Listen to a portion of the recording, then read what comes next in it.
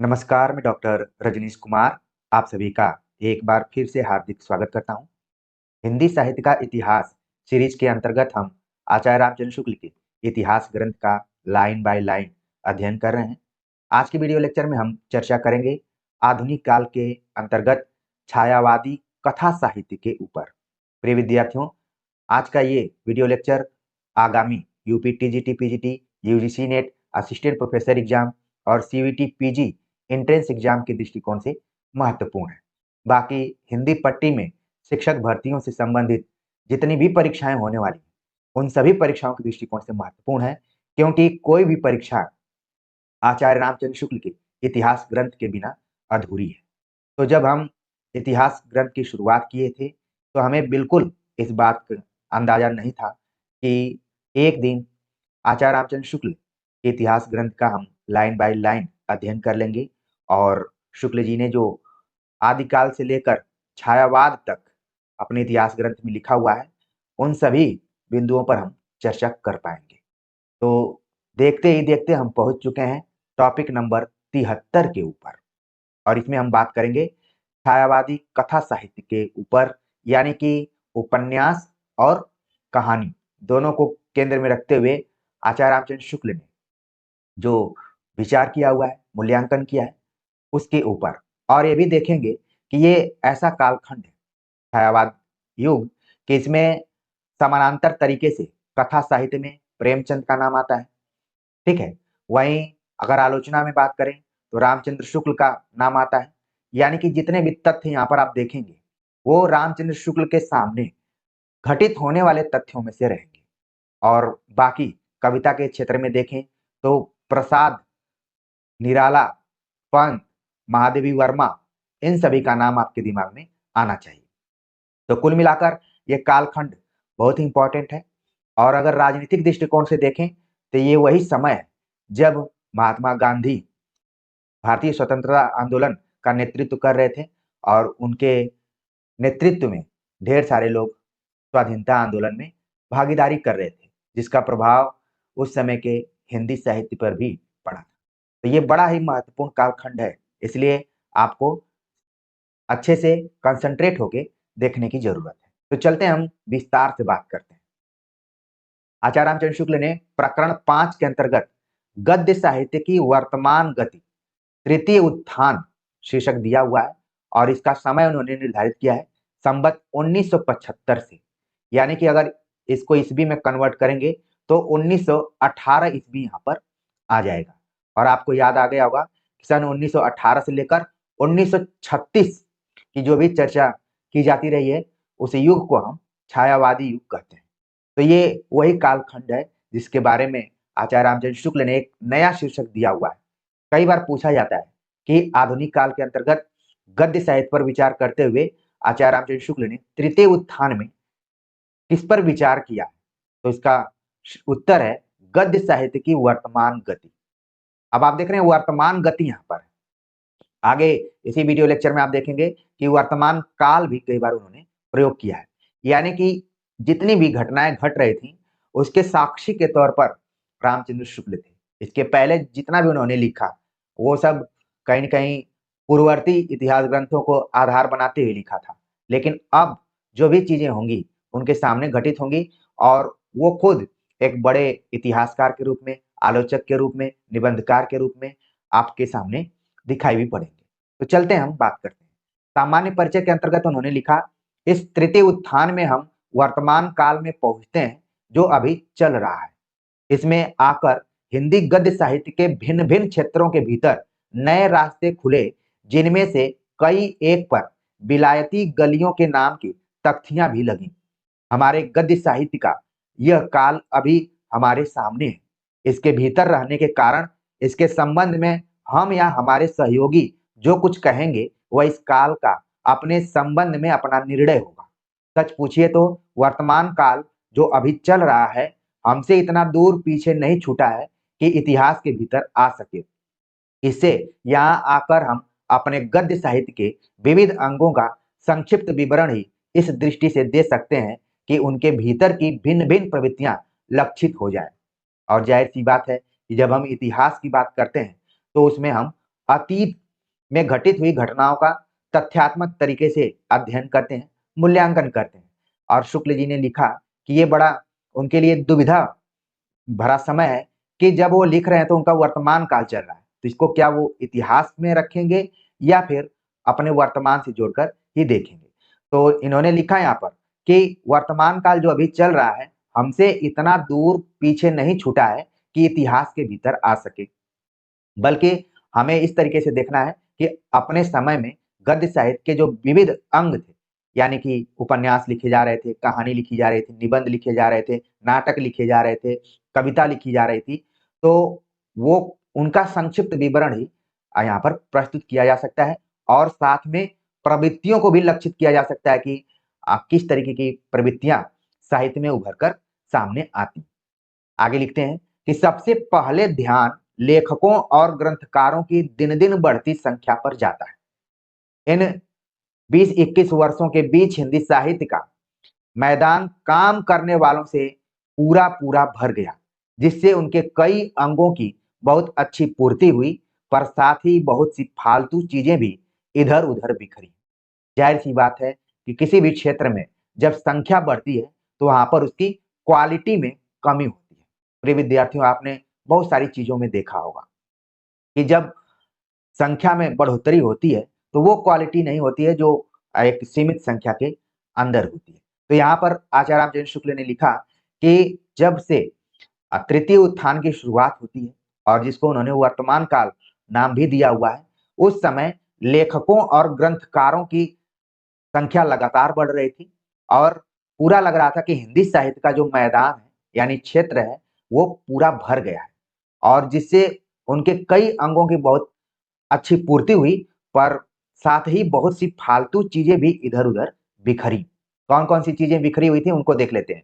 जैसे भाषा का पूरा अभ्यास और उस पर अच्छा अधिकार रखने वाले, प्राचीन और नवीन साहित्य के स्वरूप को ठीक ठीक परखने वाले। अनेक लेखकों द्वारा हमारा साहित्य पुष्ट और प्रौढ़ हो चला, वैसे ही केवल पाश्चात्य साहित्य के किसी कोने से आंख खोलने वाले और यूरोप की हर एक नई पुरानी बात को आधुनिकता कहकर चिल्लाने वाले लोगों के द्वारा बहुत कुछ अनधिकार चर्चा, बहुत सी अनाड़ीपन की बातें भी फैल चली। तो यहाँ पर देख रहे हैं कि जब छायावाद की शुरुआत होती है तो उसके पहले आप देखेंगे कि स्वच्छंदतावाद भी चल रहा था। तो इसको लेकर कई बार हम यूरोप के प्रभाव को भी देखते हैं। उसी के तरफ आचार्य रामचंद्र शुक्ल का ये कथन है कि पाश्चात्य साहित्य के तरफ भी लोगों का ध्यान गया और हर एक नई पुरानी बात को आधुनिकता कहकर लोग चिल्लाना शुरू कर दिए और बहुत सारी बातें अनाड़ीपन अतार्किक ढंग से भी करने लगे। अब क्या कर रहे थे आगे हम उसको देखते हैं। लिखते हैं, इस दूसरे ढांचे के लोग यूरोप की सामाजिक, राजनीतिक और साहित्यिक परिस्थितियों के अनुसार समय समय पर उठे हुए नाना वादों और प्रवादों को लेकर और उनकी उक्तियों के टेढ़ सीधे अनुवाद को उद्धरणी करके ही अपने को हमारे वास्तविक साहित्य निर्माताओं से 10 हाथ आगे बता चले। तो यहाँ पर भारतीय साहित्य और पाश्चात्य साहित्य, आप कई बार व्यवहारिक रूप में लोगों से बातचीत करते हुए आपने महसूस किया होगा कि मान लीजिए कभी भारत की बात हो, तब तक कोई उसी में अमेरिका की बात करने लगेगा, कोई फ्रांस की बात करने लगेगा, कोई चीन की बात करने लगेगा, और ऐसा लगेगा वो रहता है एक छोटे जगह पर ही, लेकिन बातें ऐसा करेगा कि वो अमेरिका, फ्रांस, चीन इत्यादि को कई बार देख चुका है। जब छायावाद चल रहा था उस जमाने में भी कुछ ऐसी ही बातें थी। लोग यहाँ की समस्याओं को लेकर, चाहे वो सामाजिक रूप से हो, राजनीतिक रूप से हो, आर्थिक रूप से हो, सांस्कृतिक रूप से हो, और उस समय तो हमारा देश गुलाम भी था, तो स्वाधीनता की चेतना को लेकर हो, उस पे बातें न करके केवल पाश्चात्य की बातें करना, उसी को आचार्य रामचंद्र शुक्ल ने लिखा कि वहां की चीजों को ही आधुनिकता मानते हुए, मॉडर्न मानते हुए लोग चिल्लाने लगे कि उधर सब कुछ ठीक ठाक चल रहा है। इस टाइप से है। आगे और है कि इनके कारण हमारा सच्चा साहित्य रुका तो नहीं, पर व्यर्थ की भीड़ भाड़ के बीच ओट में अवश्य पड़ता रहा। क्या नाटक, क्या उपन्यास, क्या निबंध, क्या समालोचना, क्या काव्य रूप स्वरूप मीमांसा, सबके क्षेत्रों के भीतर कुछ विलायती मंत्रों का उच्चारण सुनाई पड़ता आ रहा है। इनमें से कुछ तो ऐसे हैं जो अपने जन्म स्थान में अब नहीं सुनाई पड़ते। हंसी तब आती है जब कुछ ऐसे व्यक्ति भी मध्य युग की प्रवृत्ति, क्लासिकल, रोमांटिक इत्यादि शब्दों से विभूषित अपनी आलोचना द्वारा नए युग की वाणी का संचार समझाने खड़े होते हैं। जो इन शब्दों का अर्थ जानना तो दूर रहा, अंग्रेजी भी नहीं जानते। उपन्यास के क्षेत्र में देखिए तो और एक और प्रेमचंद ऐसे प्रतिभाशाली उपन्यासकार हिंदी की कीर्ति का देश भर में प्रसार कर रहे हैं, तो दूसरी ओर कोई उनकी भरपेट निंदा करके टॉल्स्टॉय का पापी के प्रति घृणा नहीं, दया वाला सिद्धांत लेकर दौड़ता है।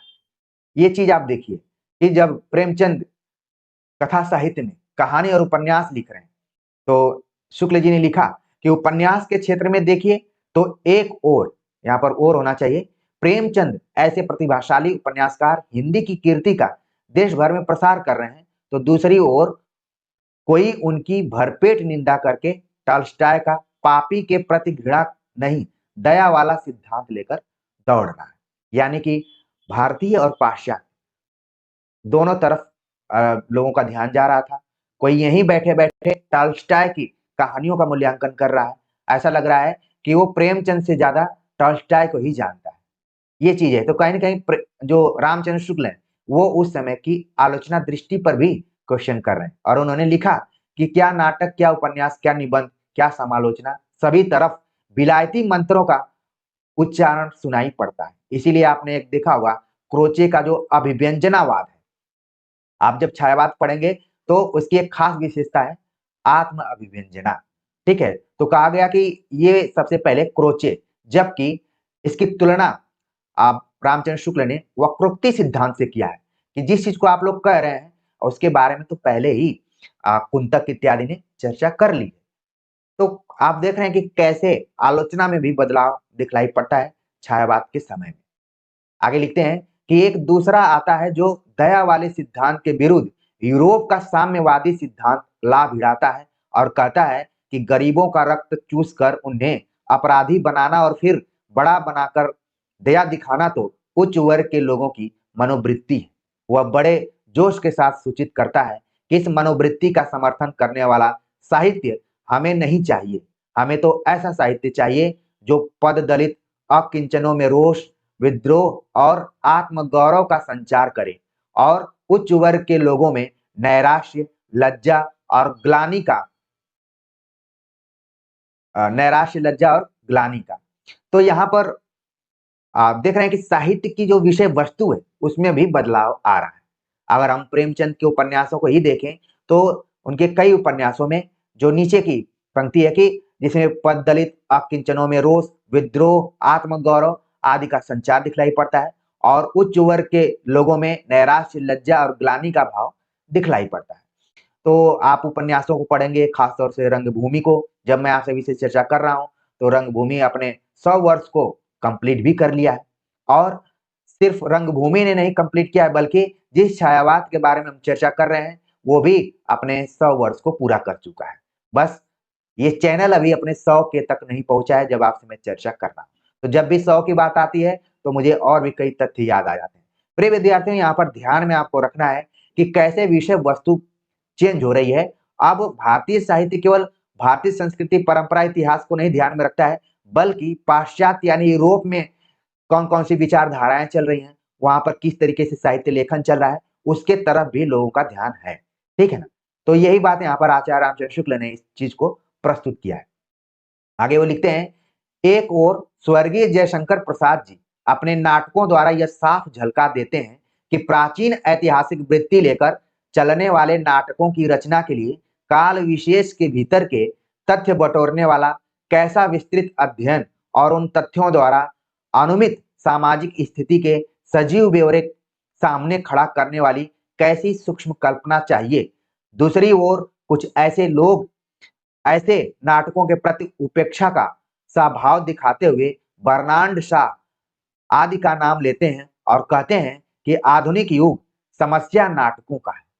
ये देख रहे हैं कि एक लंबा सा वाक्य आचार्य रामचंद्र शुक्ल ने लिखा है, जबकि आचार्य रामचंद्र शुक्ल इतने लंबे वाक्यों के लिए नहीं जाने जाते हैं, छोटे छोटे वाक्यों का प्रयोग करते हैं। लेकिन चूंकि वो अपने समय के बारे में लिख रहे हैं, तो जब अपने समय और अपने सामने घटित घटनाओं को कोई लिखता है, तो पता ही नहीं चलता कि वाक्य कितना लंबा हो रहा है। एक चीज आपको ध्यान में रखना चाहिए कि जब आचार्य रामचंद्र शुक्ल तृतीय उत्थान को लिख रहे हैं, तो ऐसा लग रहा है कि उस समय जयशंकर प्रसाद का निधन हो चुका है। यानी जयशंकर प्रसाद का निधन 1937 ईस्वी में हुआ था, ठीक है, और रामचंद्र शुक्ल का निधन हो गया 1941 ईस्वी में। यानी कि जो इतिहास ग्रंथ हम लोग पढ़ते हैं कि 1929 ईस्वी में प्रकाशित हुआ था, वो भी अभी कंप्लीट तरीके से छायावाद तक नहीं था। पुस्तक के रूप में आ गया था, लेकिन बाद में धीरे-धीरे उसमें कुछ-कुछ चीजें जुड़ती जा रही थी। यानी कि यहाँ पर स्वर्गीय जयशंकर प्रसाद जब आचार्य रामचंद्र शुक्ल लिखते हैं, तो इसका मतलब है कि उन्होंने छायावाद को 1937 के बाद लिखा होगा। चूंकि पहले ही बताया जा चुका है कि सारी चीजें आचार्य रामचंद्र शुक्ल के सामने घटित हुई हैं, चाहे जयशंकर प्रसाद का निधन हो, चाहे उनके द्वारा लिखे गए जो भी साहित्य हैं, नाटक, निबंध, उपन्यास, सब कुछ उनके सामने घटित हुए। तो जहां पर हम अपने भारतीय संस्कृति, इतिहास, परंपरा का मूल्यांकन पाश्चात्य काव्य सिद्धांतों के आधार पर कर रहे हैं, उस जमाने में आचार्य रामचंद्र शुक्ल लिखते हैं कि जयशंकर प्रसाद को हमें देखना चाहिए कि वो साफ-साफ ये बताते हैं कि ऐतिहासिक वृत्ति लेकर चलने वाले नाटकों की रचना काल विशेष के भीतर तथा तथ्य बटोरने वाला कैसा विस्तृत अध्ययन और उन तथ्यों द्वारा अनुमित सामाजिक स्थिति के सजीव ब्यौरे सामने खड़ा करने वाली सूक्ष्म कल्पना चाहिए। क्योंकि जयशंकर प्रसाद कवि थे, तो कवियों में अपेक्षाकृत कल्पना ज्यादा होती है। सामान्य अगर हम कथाकार को देखें या फिर उपन्यासकार, कहानीकार को देखें, उससे ज्यादा कल्पना कवियों के अंतर्गत होती है। तो इन सारी चीजों को यहाँ के आलोचक नहीं ध्यान देते हैं, बल्कि उनका ध्यान क्या है कि जितने भी अभी नाटक लिखे जा रहे हैं, उनके ऊपर बर्नार्ड शॉ का असर दिखाई पड़ रहा है, क्योंकि जो आधुनिक युग है, वो समस्या नाटकों का युग है। तो जैसे आप पढ़ते होंगे कि एक लक्ष्मी नारायण मिश्र करके हैं, अब वो समस्या प्रधान नाटक लिखते हैं। तो आपके सिलेबस में भी यूजीसी नेट के सिलेबस में उनका कुछ नाटक लगा हुआ है, और वो भी जयशंकर प्रसाद के जस्ट बाद के रचनाकार है, ठीक है। तो उस जमाने में आधुनिक युग में जितने भी नाटक लिखे जा रहे थे, उनको समस्या प्रधान नाटक की संज्ञा दी गई थी। यह ठीक है कि विज्ञान की साधना द्वारा संसार के वर्तमान युग का बहुत सा रूप यूरोप का खड़ा किया हुआ है, पर इसका क्या यह मतलब कि युग का सारा रूप विधान यूरोप ही करे और हम आराम से जीवन के सब क्षेत्र में उसी के दिए हुए रूप को लेकर रूपवान बनते चले? क्या अपने स्वतंत्र स्वरूप विकास की हमारी शक्ति सब दिन के लिए मारी गई? तो यहाँ पर देख रहे हैं कि थोड़ा-सा तल्खी आपको दिखाई पड़ रही होगी आचार्य रामचंद्र शुक्ल की लेखनी में और उनके विचारों में, कि क्या भारतीयता अब नहीं बची हुई है? सारी भारतीयता का मूल्यांकन अब पाश्चात्य सिद्धांतों पर करेंगे, जो कुछ होगा वो यूरोप को ही उसका श्रेय देंगे, हमारे यहाँ कुछ नहीं है।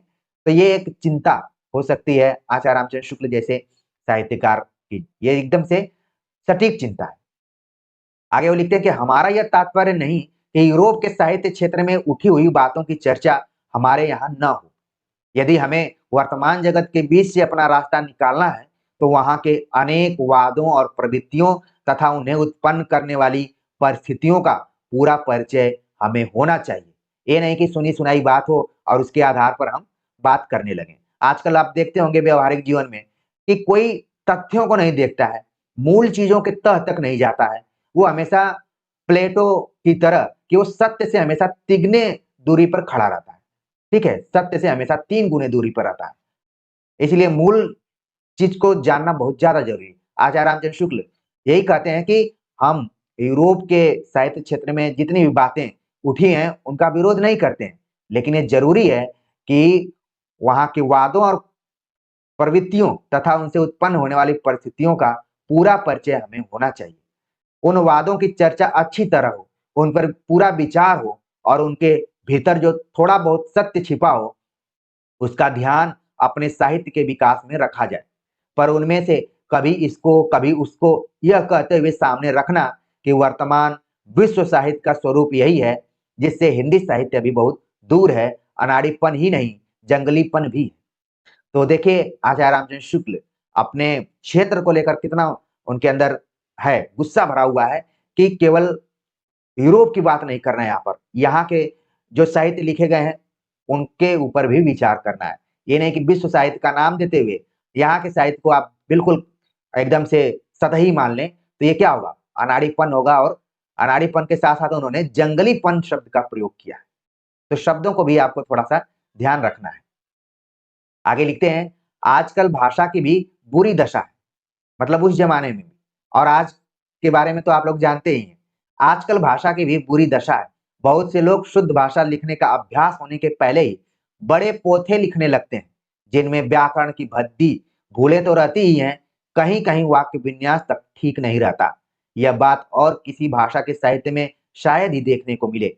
व्याकरण की भूलों तक ही बात नहीं है, अपनी भाषा की प्रकृति की पहचान न रहने के कारण कुछ लोग उसका स्वरूप भी बिगाड़ चले हैं। वे अंग्रेजी के शब्द, वाक्य और मुहावरे तक ज्यों के त्यों उठाकर रख देते हैं। यह नहीं देखने जाते कि भाषा हिंदी हुई या कुछ और कुछ। नीचे के अवतरणों से यह बात स्पष्ट हो जाएगी।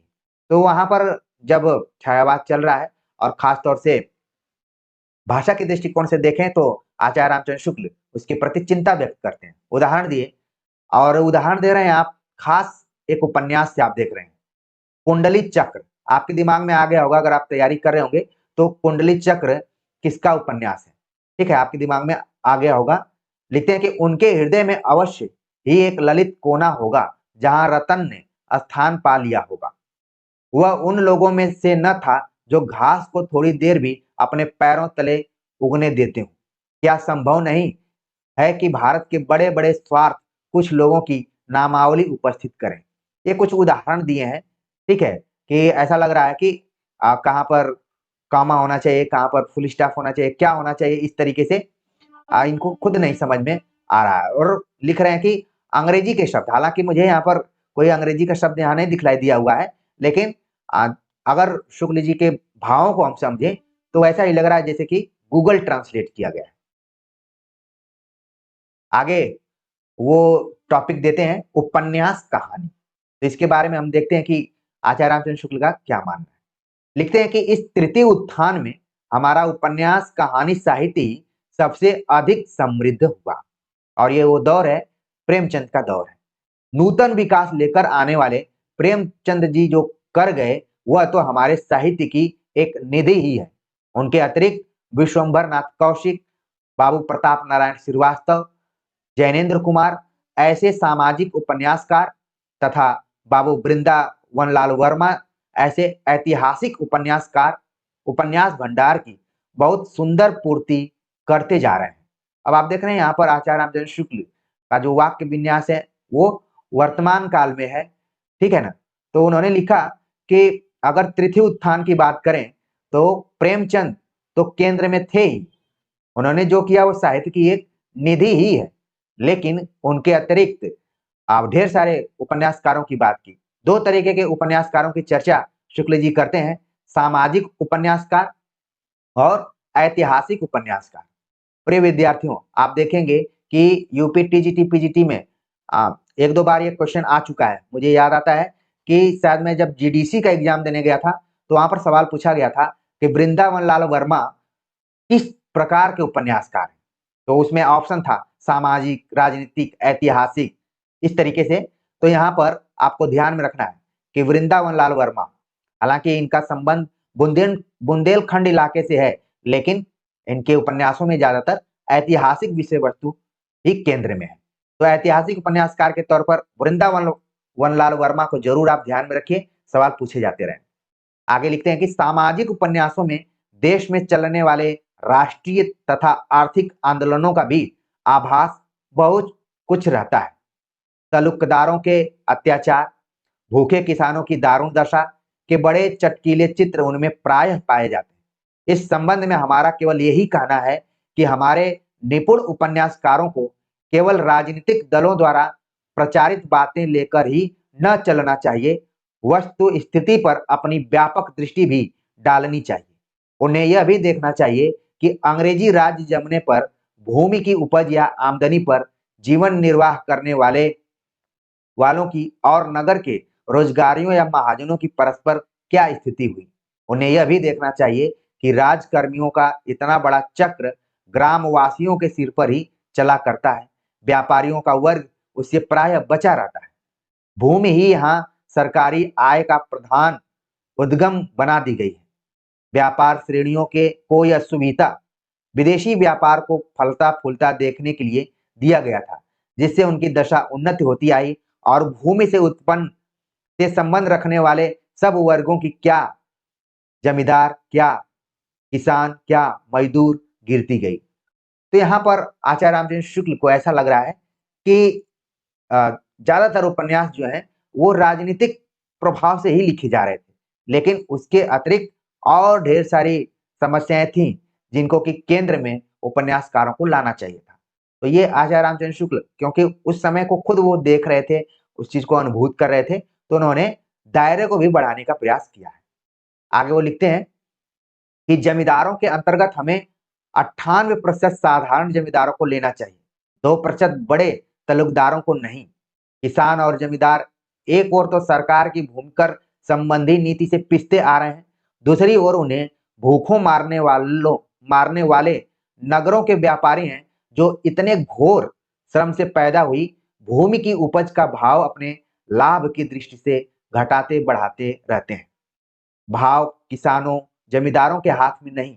किसानों से 20 सेर के भाव से अन्न लेकर व्यापारी 7-8 सेर के भाव से बेचा करते हैं। नगरों के मजदूर तक पान बीड़ी के साथ सिनेमा देखते हैं। गांव के जमींदार और किसान कष्ट से किसी प्रकार दिन काटते हैं। कहने का तात्पर्य यह है कि हमारे उपन्यासकारों को देश के वर्तमान जीवन के भीतर अपनी दृष्टि गड़ाकर देखना चाहिए। केवल राजनीतिक दलों की बातों को लेकर ही न चलना चाहिए। साहित्य को राजनीति के ऊपर रहना चाहिए, सदा उसके इशारों पर ही न नाचना चाहिए। ये कितनी बड़ी बात यहाँ पर आचार्य रामचंद्र शुक्ल लिख रहे हैं। और प्रिय विद्यार्थियों, जब शायद इस चीज को वो लिख रहे हैं, जैसा कि मैंने बतलाया कि जयशंकर प्रसाद को उन्होंने स्वर्गीय रूप में बतलाया है, तो इसका मतलब है कि ये सब कंटेंट वो 1937 के बाद लिख रहे हैं। और हमें नहीं भूलना चाहिए कि उस जमाने में प्रगतिशील लेखक संघ की स्थापना हो चुकी थी और प्रगतिवाद भी चल रहा था, और जितने भी कविताएं लिखी जा रही थी, चाहे प्रगतिशील या प्रगतिवादी कविताएं, सभी के अंदर में राजनीतिक चेतना केंद्र में थी, जिसके विरोध में आके चलकर प्रयोगवाद की शुरुआत हुई। और अज्ञेय का भी यही कहना था कि हमारा जो साहित्य है वो राजनीति के इशारों पर चल रहा है, इसलिए अब जरूरी है कि कला कला के लिए होना चाहिए। साहित्य को के अंदर जो उसकी कलात्मकता है उसको नहीं खोना चाहिए। केवल राजनीति की ही बातें नहीं, साहित्यकार का धर्म कुछ अलग है। ऐसा लग रहा है कि साहित्यकार भी राजनेताओं की तरह ही बात कर रहे हैं। तो उस जमाने में लोग इस तरीके से सोचते विचारते थे, और आज के साहित्यकार आलोचक कवि क्या कर रहे हैं मुझे बिल्कुल पता नहीं है, क्योंकि मैं कई सेंट्रल यूनिवर्सिटीज में मैंने देखा है कि कवि आलोचक इत्यादि पैदा किए जा रहे हैं। एक अच्छा खासा ग्रुप बन गया है, वो उसकी बड़ाई कर रहा है, वो उसकी बड़ाई कर रहा है, उसको कवि घोषित कर रहा है, उसको आलोचक घोषित कर रहा है। तो इस तरीके से चल रहा है, लेकिन यहाँ पर चीजों को आपको देखना है। ये कम लोग आपको कोरिलेट कर कर बता पाएंगे। पूरा हिंदी साहित्य का इतिहास ग्रंथ आचार्य रामचंद्र शुक्ल का लोग पढ़ाते होंगे, बीए एमए में सब टीचर्स आपको पढ़ाते होंगे, लेकिन चीजों को आप देखिए, कोरिलेट करके आपको देखना है। तो आचार्य रामचंद्र शुक्ल का नीचे का जो कथन है ये है कि यहाँ से आपको बिल्कुल ध्यान में रखना है, ये इंपॉर्टेंट है, परीक्षाओं में पूछा जा सकता है। हमारे उपन्यासकारों को देश के वर्तमान जीवन के भीतर अपनी दृष्टि गड़ा कर देखना चाहिए, केवल राजनीतिक दलों की बातों को लेकर ही न चलना चाहिए। साहित्य को राजनीति के ऊपर रहना चाहिए, सदा उसके इशारों पर ही न नाचना चाहिए। ये देखिए दोनों वाक्य महत्वपूर्ण है, पूछे जा सकते हैं। ठीक है, आगे वो लिखते हैं, वर्तमान जगत में उपन्यासों की बड़ी शक्ति, समाज जो रूप पकड़ रहा है उसके भिन्न भिन्न वर्गों में जो प्रवृत्तियां उत्पन्न हो रही हैं, उपन्यास उनका विस्तृत प्रत्यक्षीकरण ही नहीं करते, आवश्यकता अनुसार उनके ठीक विन्यास, सुधार अथवा निराकरण की प्रवृत्ति भी उत्पन्न कर सकते हैं। ये जो वाक्य आप देख रहे हैं, अभी हाल फिलहाल में आप लोग सोशल मीडिया इत्यादि से भी जुड़े होंगे, फेसबुक इत्यादि, इंस्टाग्राम इत्यादि, खासतौर से फेसबुक पर ये एक व्योमेश शुक्ल करके हैं, वो कवि भी हैं, और उन्होंने इस बार अथक परिश्रम के द्वारा नागरी प्रचारणी से जो हिंदी साहित्य का इतिहास ग्रंथ है उसको दोबारा प्रस्तुत करने का प्रयास उन्होंने किया है, और उसकी प्री बुकिंग चल रही है। मैं भी ये सब फेसबुक पर ही देखा हूँ। तो उसका जो उन्होंने पीछे का पंपलेट तैयार किया हुआ है, जो किताब का कवर है, उस पे इसी पैराग्राफ को उन्होंने पूरा उतारा हुआ है। अगर आप लोग जुड़े ही होंगे, मैं तो यही उम्मीद करता हूँ कि सभी विद्यार्थी फेसबुक अकाउंट उनका होगा ही और समय निकाल कर और थोड़ा बहुत देश दुनिया से परिचित होते होंगे कहाँ पर क्या चल रहा है। तो ये देखेंगे आपके पीछे कवर पे यही ये पूरा पैराग्राफ उस नई किताब जो अभी नागरिक प्रचारणी से पहले की नागरिक प्रचारणी का जो फॉन्ट था वो काफी छोटा-छोटा था, लेकिन ये इस बार जो नागरिक प्रचारणी से निकला हुआ है इसका फॉन्ट अच्छा भी है और पेज भी इसका कुछ ठीक-ठाक है। ठीक है? तो उसके पीछे के कवर पे यही पूरा उतारा गया है कि वर्तमान जगत में उपन्यासों की बड़ी शक्ति है। अब ये बात आचार्य रामचंद्र शुक्ल अपने वर्तमान समय की कर रहे हैं, न कि आज की। इसलिए कई बार कन्फ्यूजन हो सकता है विद्यार्थियों में। ठीक है? और ये कथन मान लीजिए आ जाएगा तो आपको लगेगा कि कोई मैनेजर पांडे तो नहीं कहा है या फिर नामवर सिंह ने तो नहीं कहा है या कोई और कह दिया होगा, शुक्ल जी ने तो बिल्कुल नहीं कहा है। लेकिन इसका सही जवाब क्या हो रहा है यहाँ पर? आचार्य रामचंद्र शुक्ल। तो इन छोटी-छोटी चीज़ों को ज़रूर आप समझिए। उन्होंने कहा कि जो वर्तमान जगत में उपन्यासों की बड़ी शक्ति है, समाज जो रूप पकड़ रहा है उसके भिन्न-भिन्न वर्गों में जो प्रवृत्तियाँ उत्पन्न हो रही हैं, उपन्यास उनका विस्तृत प्रत्यक्षीकरण ही नहीं करते, आवश्यकता अनुसार उनके ठीक विन्यास, सुधार अथवा निराकरण की प्रवृत्ति भी उत्पन्न कर सकते हैं। समाज के बीच खान-पान के व्यवहार तक में जो भद्दी नकल होने लगी है, गर्मी के दिनों में भी सूट-बूट कसकर टेबलों पर जो प्रीति भोज होने लगा है, उसको हँसकर उड़ाने की सामर्थ्य उपन्यासों में ही है। आचार्य रामचंद्र शुक्ल ऐसा लग रहा है कि परंपरा को काफ़ी मानने वाले व्यक्तित्व में हैं। अगर आज वो होते, तो शायद बफर सिस्टम में नहीं जाते। वो पत्ते के बने हुए पत्तल में ही खाते। लेकिन यहाँ पर आजकल तो आप जान ही रहे हैं कि साहित्यकार आजकल के साहित्यकारों को अगर प्रेमचंद देखते तो शायद बल्कि रामचंद्र शुक्ल देखते तो शायद और कटाक्ष उनके ऊपर करते। तो यहाँ पर वो कह रहे हैं कि समाज में ना भद्दी नकल होने लगी है कि कहाँ की नकल? यूरोप की नकल होने लगी है और लोग सूट-बूट कसकर टेबलों पर जो प्रीति भोज होने लगा है टेबल उस ज़माने में टेबल ही पे खाते थे तो बड़ी बात होती थी। मुझे नहीं पता है बचपन के दिनों में मैं कई बार अ, पात में बैठकर खाने जाया करते थे और बड़ा इसका अलग ही रहा होगा। हालाँकि जो नई पीढ़ी है वो इस चीज़ को नहीं समझ पा रही होगी। अब तो हर जगह पर वही है कि अरे होटल बुक होते हैं और सारी चीज़ें वहाँ पर चलती हैं। ठीक है ना? चीज़ें बदली हुई हैं, बहुत सारी चीज़ें बदल गई हैं। रामचंद्र शुक्ल के समय में भी बदलाव आ रहा था और आज भी बहुत बदलाव आ चुका है। लेकिन वो लिखते हैं कि उसको हँसकर उड़ाने की सामर्थ्य उपन्यासों में ही है। चाहे तो उपन्यास इन सभी भद्दी नकल होने वाली चीज़ों को भी केंद्र में विषय वस्तु के रूप में रख सकते हैं। लोक या किसी जनमानस के बीच काल की गति के अनुसार जो गुण और चिंत परिस्थितियां खड़ी होती रहती हैं, उनको गोचर रूप में सामने लाना और कभी-कभी निस्तार का मार्ग भी प्रत्यक्ष करना उपन्यासों का काम है। तो आप देख रहे हैं कि उपन्यास या फिर जो उपन्यास लिखने वाले लोग हैं, उपन्यासकार हैं, उनके ऊपर थोड़ी-मोड़ी जिम्मेदारी नहीं, बहुत भारी जिम्मेदारी। लोक की सामयिक परिस्थितियों तक ही न रहकर जीवन के नित्य स्वरूप की विषमताएं और उलझने सामने रखने वाले उपन्यास भी यूरोप में लिखे गए हैं और लिखे जा रहे हैं। जीवन में कुछ बातों का जो मूल्य चिरकाल से निर्धारित चला आ रहा है, जैसे पाप और पुण्य का, उनकी मीमांसा में भी उपन्यास प्रवृत्त हुआ है। इस प्रकार उपन्यासों का लक्ष्य वहां क्रमशः ऊंचा होता गया, जिसने जीवन के नित्य स्वरूप का चिंतन और अनुभव करने वाले बड़े-बड़े कवि इधर उपन्यास के क्षेत्र में भी काम करते दिखाई देते हैं। और आप देख रहे हैं कि जयशंकर प्रसाद को अगर उदाहरण लें, तो उन्होंने भी 2-3 उपन्यास लिखे हुए हैं, महत्वपूर्ण उपन्यास लिखे हैं। तो रामचंद्र शुक्ल उधर भी संकेत कर रहे हैं कि बड़े-बड़े कवि भी उपन्यास के क्षेत्र में अपने हाथ को, अपने कलम को आजमा रहे हैं। उनको पता है कि समाज की समस्याओं को उपन्यास बहुत अच्छे से उठा सकते हैं। बड़े हर्ष की बात है कि हमारे हिंदी साहित्य में बाबू भगवती चरण वर्मा ने चित्रलेखा नाम का इस ढंग का एक सुंदर उपन्यास प्रस्तुत किया है, जिसमें पाप और पुण्य दोनों की मीमांसा की गई है। तो चित्रलेखा उपन्यास कई जगहों पर पाठ्यक्रम में भी है, बीए और एमए के, और स्वतंत्र रूप में अलग-अलग परीक्षाओं के पाठ्यक्रम में भी है। और सवाल भी पूछा जाता है कि चित्रलेखा किसका उपन्यास है और इसमें विषय वस्तु क्या है? पाप और पुण्य की इसमें समीक्षा की गई है, मूल्यांकन किया गया है। आगे लिखते हैं कि द्वितीय उत्थान के भीतर बंगला से अनुदित अथवा उनके आदर्श पर लिखे गए उपन्यासों में देश की सामान्य जनता के गार्हस्थ और पारिवारिक जीवन के बड़े मार्मिक और सच्चे चित्र रहा करते थे। प्रेमचंद जी के उपन्यासों में भी निम्न और मध्य श्रेणी के गृहस्थों के जीवन का बहुत सच्चा स्वरूप मिलता रहा। पर इधर बहुत से ऐसे उपन्यास सामने आ रहे हैं जो देश के सामान्य भारतीय जीवन से हटकर बिल्कुल यूरोपीय रहन सहन के सांचे में ढले हुए एक बहुत छोटे से वर्ग का जीवन चरित्र ही यहाँ से वहां तक अंकित करते हैं।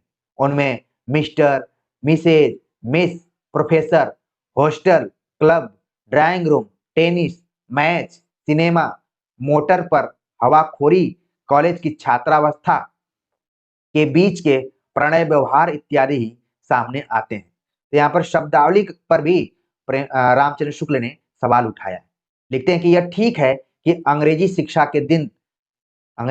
के दिन दिन बढ़ते हुए प्रचार से देश के आधुनिक जीवन का यह भी एक पक्ष हो गया है, पर सामान्य पक्ष नहीं है।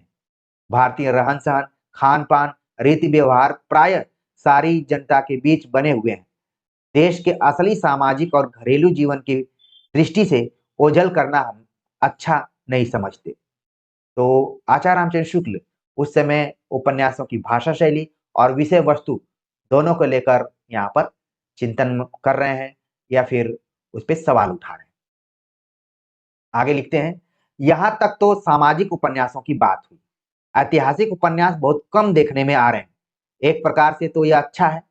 जब तक भारतीय इतिहास के भिन्न भिन्न कालों की सामाजिक स्थिति और संस्कृति का अलग अलग विशेष रूप से अध्ययन करने वाले और उस सामाजिक स्थिति के सूक्ष्म ब्यौरों की अपनी ऐतिहासिक कल्पनाएं द्वारा उद्भावना करने वाले लेखक तैयार न हो, तब तक ऐतिहासिक उपन्यासों में हाथ लगाना ठीक नहीं। द्वितीय उत्थान के भीतर जो कई ऐतिहासिक उपन्यास लिखे गए या बंग भाषा से अनुवाद करके लाए गए, उनमें देश काल की परिस्थिति का अध्ययन नहीं पाया जाता। अब किसी ऐतिहासिक उपन्यास में यदि बाबर के सामने हुक्का रखा जाएगा, गुप्त काल में गुलाबी और फिरोजी रंग की साड़ियां, इत्र, मेज पर सजे गुलदस्ते, झाड़ फानुस लाए जाएंगे, सभा के बीच खड़े होकर व्याख्यान दिए जाएंगे और उन पर करतल ध्वनि होगी, बात बात में धन्यवाद, सहानुभूति ऐसे शब्द तथा सार्वजनिक कार्यों में भाग लेना ऐसे फिक्रे पाए जाएंगे, तो काफी हंसने वाले और नाक भौं सिकोड़ने वाले मिलेंगे। इससे इस जमीन पर बहुत समझ बूझकर पैर रखना होगा।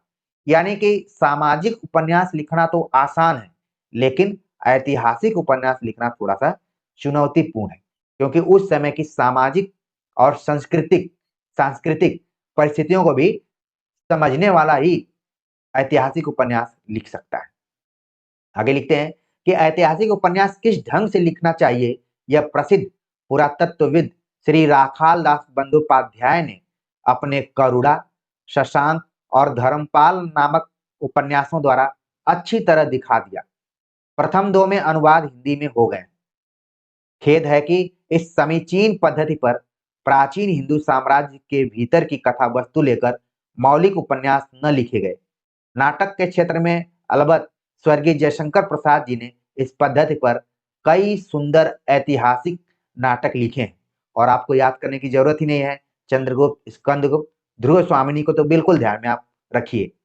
इसी पद्धति पर उपन्यास लिखने का अनुरोध हमने उनसे कई बार किया था, जिसके अनुसार शुंग काल यानी पुष्यमित्र अग्निमित्र का समय का चित्र उपस्थित करने वाला एक बड़ा मनोहर उपन्यास लिखने में उन्होंने हाथ भी लगाया था, पर साहित्य के दुर्भाग्य से उसे अधूरा छोड़कर ही चल बसे। तो यहाँ पर एक चीज आपको ध्यान में रखना है कि आचार्य रामचंद्र शुक्ल उस जमाने में कई लोगों से आग्रह भी करते थे कि आप इस तरीके की रचना कीजिए, आप ऐतिहासिक उपन्यास लिखिए।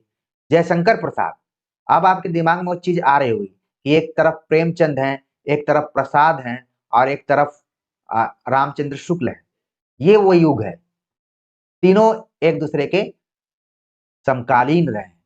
और शुक्ल जी जो कि उस जमाने में जाते रहे होंगे, आजकल तो बिना किताब लिखे ही लोग आलोचक बन जाते हैं, लेकिन उस जमाने में तो इनकी धाक रही होगी निबंध के क्षेत्र में, आलोचना के क्षेत्र में, पत्र पत्रिकाओं के संपादन के तौर पर। और जिस हिसाब से हम इतिहास ग्रंथ का अध्ययन कर रहे हैं लाइन बाय लाइन, तो लोगों के दिमाग में बैठ गया होगा कि ये इतिहासकार भी हैं। तो इन्होंने जयशंकर प्रसाद से आग्रह किया, लिखा है इन्होंने कि उपन्यास लिखने का अनुरोध हमने उनसे कई बार किया था और उन्होंने एक उपन्यास लिखा जो कि शुंग काल पर आधारित था, जिसमें कि पुष्यमित्र और अग्निमित्र का समय दिया गया था। लेकिन दुर्भाग्य से उसको अधूरा करके ही मतलब पूरा नहीं कर पाए और उनका निधन हो गया। तो वो कौन-सा उपन्यास है? ये भी कई बार सवाल पूछा जाता है। आप सभी के लिए होमवर्क है कि जयशंकर प्रसाद का अधूरा उपन्यास कौन है जो कि ऐतिहासिक उपन्यास के अंतर्गत माना जाता है। आगे लिखते हैं कि वर्तमान काल में ऐतिहासिक उपन्यास के क्षेत्र में केवल बाबू वृंदावन लाल वर्मा दिखाई दे रहे हैं। उन्होंने भारतीय इतिहास के मध्य युग के प्रारंभ में बुंदेलखंड की स्थिति लेकर गढ़कुंडार और बिराटा की पद्मिनी नामक दो बड़े सुंदर उपन्यास लिखे हैं। बिराटा की पद्मिनी की कल्पना तो अत्यंत रमणीय है। एक चीज आप देखिए, जिस तरीके से आचार्य रामचंद्र शुक्ल सामाजिक उपन्यासकारों पर सवाल उठा रहे हैं, लेकिन जब वो ऐतिहासिक उपन्यासकारों की बात कर रहे हैं, तो एक शब्द का प्रयोग बार-बार प्रयोग कर रहे हैं वो कि बड़ा ही सुंदर उपन्यास लिखे, मनोहर उपन्यास लिखे, इस तरीके के शब्दों का प्रयोग वो कर रहे हैं। तो वृंदावन लाल वर्मा के बारे में पहले ही हमने बतलाया कि वो ऐतिहासिक उपन्यासकार के रूप में जाने जाते हैं और उनके जो भी उपन्यास लिखे गए, चाहे वो कुंडली चक्र उन्हीं का था, कुंडार, विराटा की पद्मिनी जो कि यूपी हायर एजुकेशन के पाठ्यक्रम में भी लगा हुआ है और बाकी अ, और उपन्यासों को आप ध्यान में रख सकते हैं। ठीक है ना? वृंदावन वनलाल वर्मा जिनका कि संबंध किस इलाके से है? बुंदेलखंड से। इसको भी आप ज़रूर ध्यान रखिए। आगे है कि उपन्यासों के भीतर लंबे-लंबे दृश्य वर्णनों तथा धारा प्रवाह, भाव व्यंजनापूर्ण भाषण की जो प्रथा पहले थी, वह यूरोप में बहुत कुछ छाँट दी गई। अर्थात वहाँ उपन्यासों से काव्य का रंग बहुत कुछ हटा दिया गया। यह बात वहाँ नाटक और उपन्यास के क्षेत्र में यथातथ्यवाद की प्रवृत्ति के साथ-साथ हुई। इससे उपन्यास कला की अपनी निज की विशिष्टता निरख कर झलकी, इसमें कोई संदेह नहीं। यह विशिष्टता यह है कि घटनाएँ और पात्रों के क्रियाकलाप के भावों के बहुत कुछ व्यक्त कर दें, पात्रों के प्रगल्भ भाषण की उतनी अपेक्षा न रहे। प्रगल्भ मतलब चतुर। इस चीज़ को आप व्याकरण के दृष्टिकोण से ध्यान में रख सकते हैं। पात्रों के थोड़े से मार्मिक शब्द ही हृदय पर पड़ने वाले प्रभाव को पूर्ण कर दें। इस तृतीय उत्थान का आरंभ होते-होते हमारे हिंदी साहित्य के उपन्यास का यह पूर्ण विकसित और परिष्कृत स्वरूप लेकर स्वर्गीय प्रेमचंद जी आए। यानी कि जब लिख रहे हैं तो प्रेमचंद भी इस दुनिया में नहीं है। इसीलिए इन लोगों के नाम के पहले स्वर्गीय जयशंकर प्रसाद, स्वर्गीय प्रेमचंद इत्यादि बार-बार लिख रहे हैं। द्वितीय उत्थान के मौलिक उपन्यासकारों में शील व चित्र की उद्भावना नहीं के बराबर थी।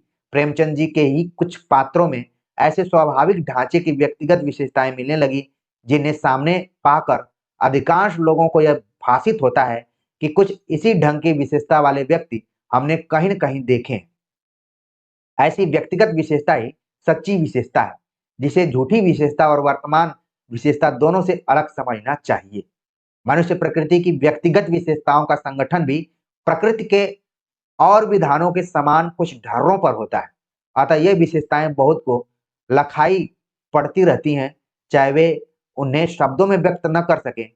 प्रेमचंद की सी चलती और पात्रों के अनुरूप रंग बदलने वाली भाषा भी पहले नहीं देखी गई। तो यहाँ पर प्रेमचंद का थोड़ा-सा सकारात्मक तरीके से मूल्यांकन करते हुए आचार्य रामचंद्र शुक्ल ने कई ऐसी चीज़ों को बतलाया, जो कि प्रेमचंद के पहले कभी नहीं दिखलाई पड़ी।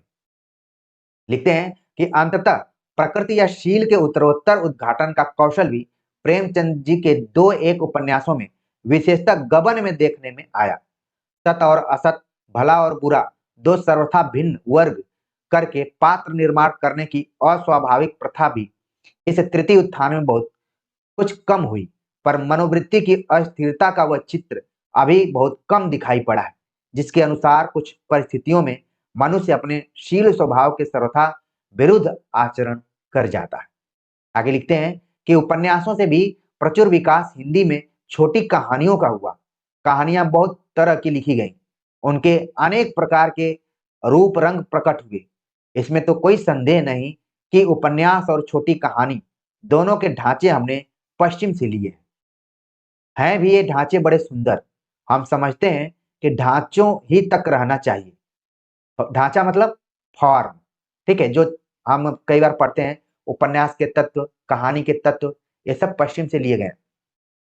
पश्चिम में भिन्न भिन्न दृष्टियों से किए हुए उनके वर्गीकरण, उनके संबंध में निरूपित तरह तरह के सिद्धांत कहानियों का हमारे वर्तमान हिंदी साहित्य में इतनी अनेक रूपता के साथ विकास हुआ है कि उनके संबंध में हम अपने कुछ स्वतंत्र सिद्धांत स्थिर कर सकते हैं, अपने ढंग पर उनके भेद उपभेद निरूपित कर सकते हैं। इसकी आवश्यकता समझने के लिए उदाहरण लीजिए। छोटी कहानियों के जो आदर्श और सिद्धांत अंग्रेजी की अधिकतर पुस्तकों में दिए गए हैं, उनके अनुसार छोटी कहानियों में शील या चरित्र विकास का अवकाश नहीं रहता। छोटी कहानी शब्द का प्रयोग यहाँ पर किया जा रहा है, तो आपने कई बार पढ़ा होगा शॉर्ट स्टोरीज, ठीक है। उसी को यहाँ पर छोटी कहानी, एक तो होता है लघु कहानियां, लेकिन आपको ध्यान रखना है छोटी कहानियां। पर प्रेमचंद की एक कहानी है बड़े भाई साहब, जिसमें चरित्र चित्रण के अतिरिक्त कुछ है ही नहीं। जिस संग्रह के भीतर यह कहानी है, उसकी भूमिका में प्रेमचंद जी ने कहानी विकास को बड़ा भारी कौशल कहा है। छोटी कहानियों के जो छोटे मोटे संग्रह निकलते हैं, उनमें भूमिका के रूप में अंग्रेजी पुस्तकों से लेकर कुछ सिद्धांत प्राय रख दिए जाते हैं। यह देखकर दुख होता है, विशेष करके तब जब उन सिद्धांतों में सर्वथा स्वतंत्र कई सुंदर कहानियां उन संग्रहों के भीतर ही मिल जाती हैं। तो आप देख रहे हैं कि कहानी लिखने के साथ साथ कहानी संग्रह भी प्रकाशित होने लगे और उनमें भूमिकाएं भी प्रकाशित होने लगी। आगे लिखते हैं कि उपन्यास और नाटक दोनों से काव्यत्व का अवयव बहुत कुछ निकालने की प्रवृत्ति किस प्रकार यूरोप में हुई है और दृश्य वर्णन, प्रगल्भ, भाव व्यंजना, अलंकारिक चमत्कार आदि किस प्रकार हटाए जाने लगे हैं, इसका उल्लेख अभी कर आए हैं। उनके अनुसार हम तृतीय उत्थान में हमारे उपन्यासों के ढांचे में भी कुछ परिवर्तन हुआ। परिच्छेदों के आरंभ में लंबे लंबे काव्य में दृश्य वर्णन जो पहले रहा करते थे बहुत कम हो गए। पात्रों के भाषण का ढंग भी कुछ अधिक स्वाभाविक और व्यावहारिक हुआ। उपन्यासों को काव्य के निकट रखने वाला पुराना ढांचा एक बारगी छोड़ नहीं दिया गया। छोड़ा क्यों जाए, उसके भीतर हमारे भारतीय कथा गद्य प्रबंधों जैसे कादम्बरी, हर्षचरित के स्वरूप की परंपरा छिपी हुई है। यूरोप उसे छोड़ रहा है, छोड़ दे। यह कुछ आवश्यक नहीं कि हम हर एक कदम उसी के पीछे पीछे रखें। अब यह आदत छोड़नी चाहिए कि कहीं हार्डी का कोई उपन्यास पढ़ा और उसमें अवसाद या दुखवाद की गंभीर छाया देखी तो चट बोल उठे कि अभी हिंदी के उपन्यासों को यहाँ तक पहुंचने में बहुत देर है।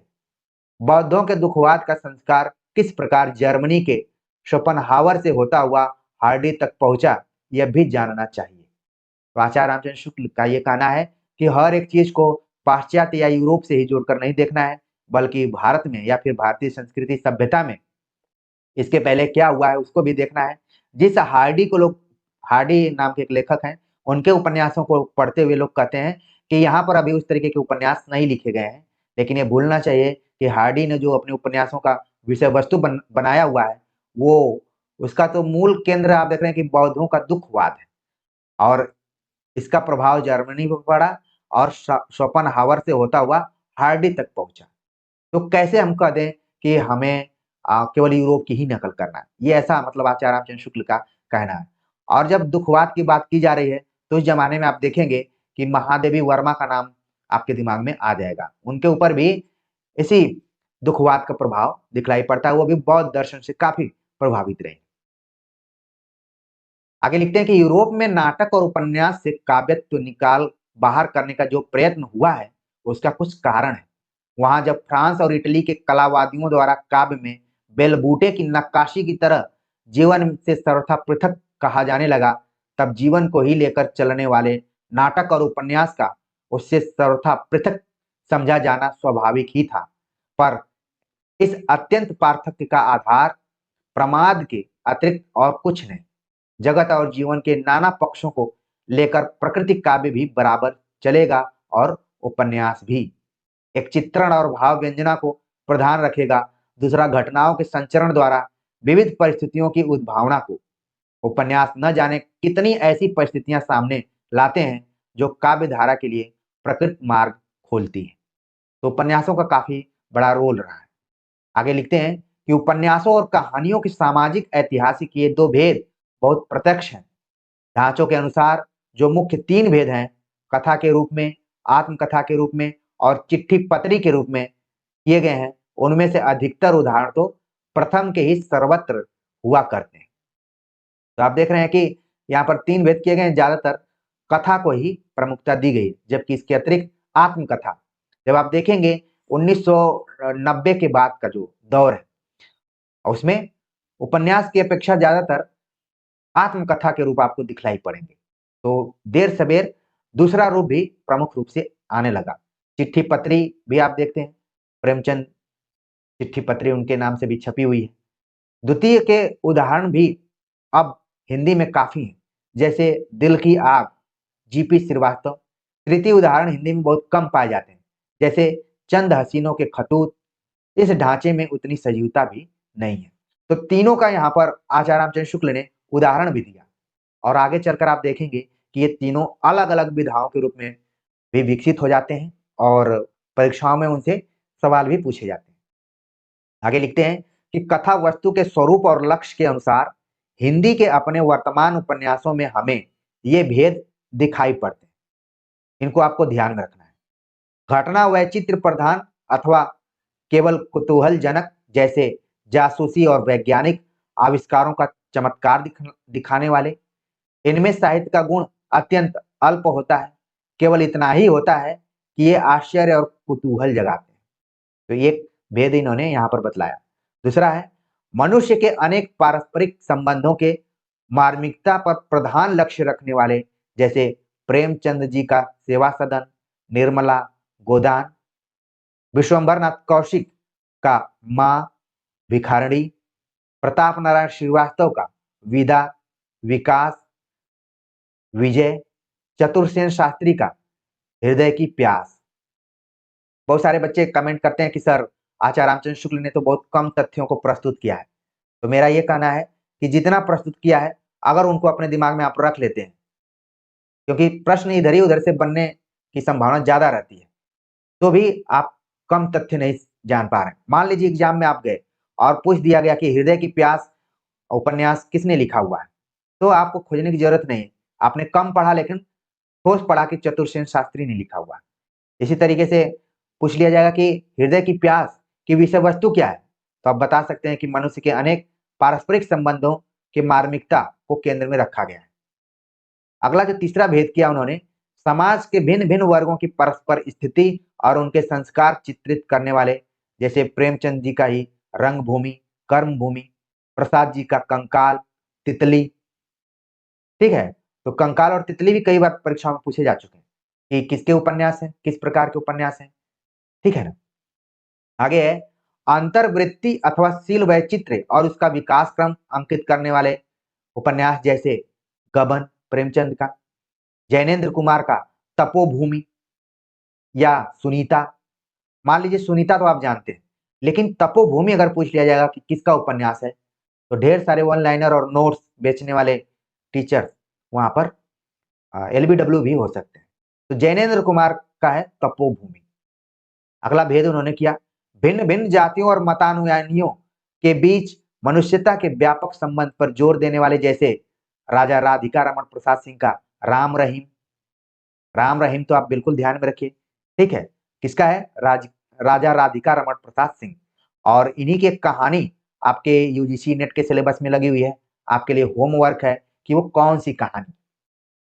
समाज के पाखंडपूर्ण कुत्सित पक्षों का उद्घाटन और चित्रण करने वाले, जैसे पांडे बेचन शर्मा उग्र का दिल्ली का दलाल, सरकार तुम्हारी आंखों में, बुधुआ की बेटी।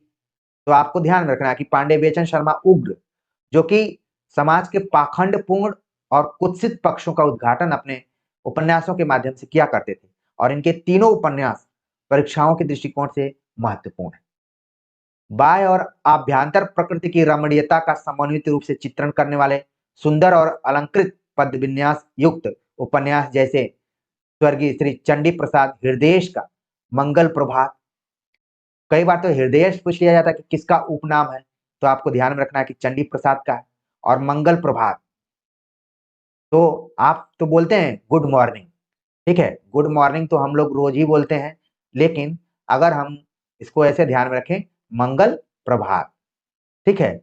मुझे याद आता है कि जब मैं बीए का विद्यार्थी था, तो उस समय हिंदी तो ठीक ही ठाक थी, तो एक हमारे बैचमेट ने कहीं प्रेम प्रसंग में उसने एक अपना महिला मित्र बनाया, तो वो सोचा कि मैं कुछ अलग करता हूँ, गुड मॉर्निंग की जगह पर कुछ हिंदी का, क्योंकि उसमें दिखाना भी होता है कि हम अच्छे हैं, विद्वान भी हैं, सारी चीजें जानते भी हैं।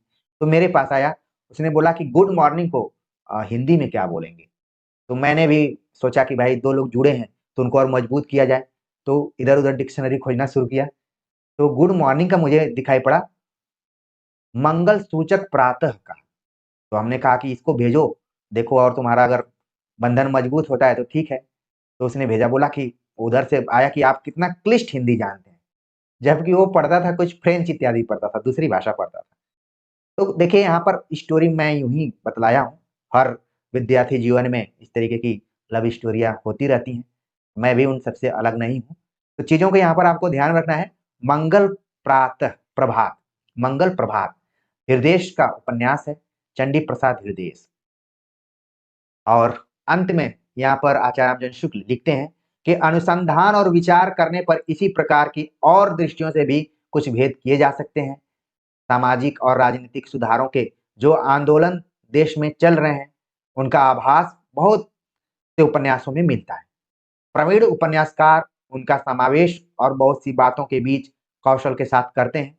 प्रेमचंद जी के उपन्यासों और कहानियों में भी ऐसे आंदोलन का आभास प्राय मिलता है, पर उनमें भी जहां राजनीतिक उद्धार या समाज सुधार का लक्ष्य बहुत स्पष्ट हो गया है, वहां उपन्यासकार का रुख छिप गया है और प्रचारक प्रोपेगेंडिस्ट का रूप ऊपर आ गया है। तो यहाँ पर आचार्य रामचंद्र शुक्ल ने छायावाद के समय में, वैसे जब भी हम छायावाद की बात करते हैं तो हमारे दिमाग में कविता वाला पक्ष आ जाता है, लेकिन उसके समानांतर गद्य में भी उपन्यास और कहानियां लिखी जा रही थी और अच्छी लिखी जा रही थी। उन सभी का समग्र तरीके से हमने यहाँ पर अध्ययन किया और ये भी देखा कि उस समय के साहित्य पर यूरोप या फिर पाश्चात्य का प्रभाव भी दिखलाई पड़ रहा था, जिसको लेकर आचार्य रामचंद्र शुक्ल ने जगह जगह पर जिक्र भी किया हुआ है। तो प्रिय विद्यार्थियों, आज का ये वीडियो लेक्चर लंबा हुआ होगा, लेकिन मेरी कोशिश रहती है कि एक वीडियो लेक्चर में सारी चीजें क्लियर हो जाएं, और उम्मीद है कि वो क्लियर हो गई होंगी। आप सभी के कमेंट्स आमंत्रित रहेंगे। मिलते हैं एक नए टॉपिक के साथ, तब तक के लिए नमस्कार।